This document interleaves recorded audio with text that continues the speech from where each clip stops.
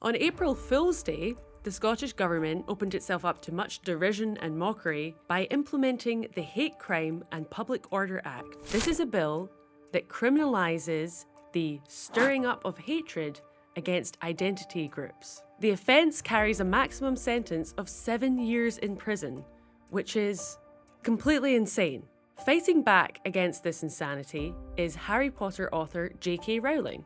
Rowling posted a series of tweets on the day the law went into force in which she described various high-profile transgender women, or self-identifying transgender women, as men.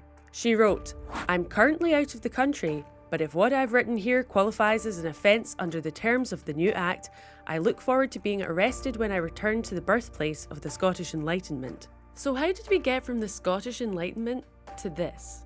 In April 2020, the Scottish Parliament introduced a bill to repeal a dormant blasphemy law from 1837. No one had been prosecuted under this law for hundreds of years, but still, humanist groups wanted to make a statement. Scotland is now a post-Christian society, and so it is. But nature, it seems, abhors a vacuum. In the very same legislation, Scotland enshrined a new blasphemy law. As you can imagine, the offence stirring up hatred is defined in purely subjective terms. The offence must relate to a protected identity group. These include sexual orientation, religion, and transgender identity, though notably not sex.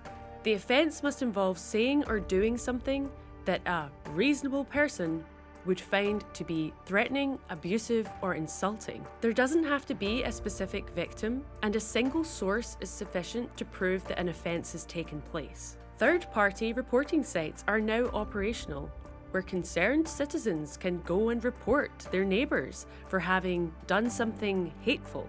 One of these sites is a sex shop in Glasgow, and no, I'm not kidding. And another is a salmon and trout wholesaler in Berwickshire.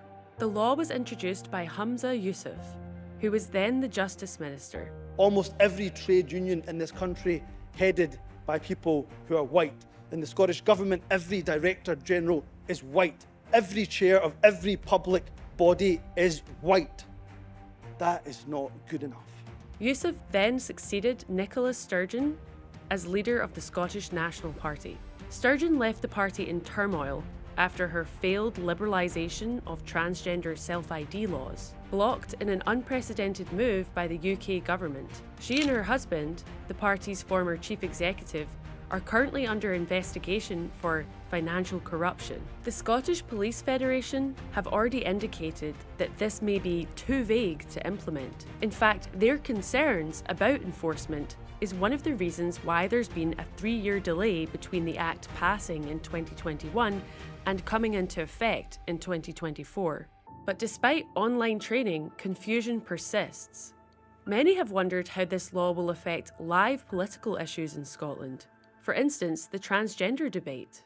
One Scottish minister, writing in the Times of London, noted that ministers decided that they would not add clarifying real-world scenarios involving gender-critical feminists as there was nothing to gain and it would upset the transgender lobby. This is the precise vulnerability that J.K. Rowling was trying to draw attention to in her tweets.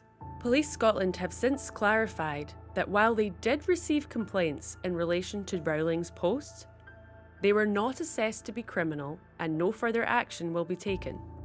Rowling responded, "I hope every woman in Scotland who wishes to speak up for the reality and importance of biological sex will be reassured by this announcement, and I trust that all women, irrespective of profile or financial means, will be treated equally under the law."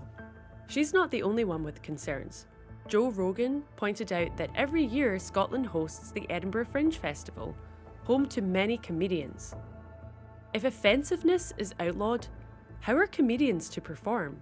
The 1837 blasphemy law prohibited composing, printing, or publishing any seditious or blasphemous libel. The 2021 Hate Crime Bill outlaws displaying, publishing, or distributing, giving, sending, showing, or playing anything that stirs up hatred. The truth is that this law has no limiting principle. It could be used not only against free expression on social media or comedy festivals, but even in private homes. Scotland has repackaged its blasphemy law to enforce the new religion of social progressivism. Heretics beware. If you enjoyed this video, I hope you'll check out my review of Cabrini, the biopic about the life of the great American saint.